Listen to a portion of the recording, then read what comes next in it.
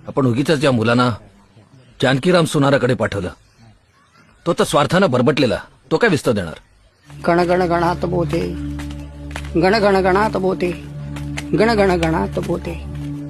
बंकटा उचल ती काडी आणि धर या चिलमेवर.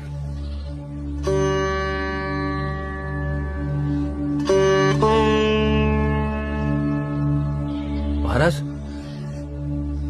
ही तर नुसती काडी, ही कशी काय चिलीम पेटवणार. जास्त बोलू नकोस, धर काडी चिलमेवर.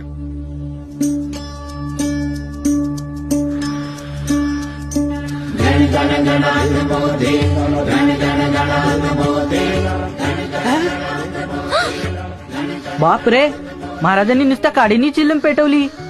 महाराज, केवढा हा चमत्कार.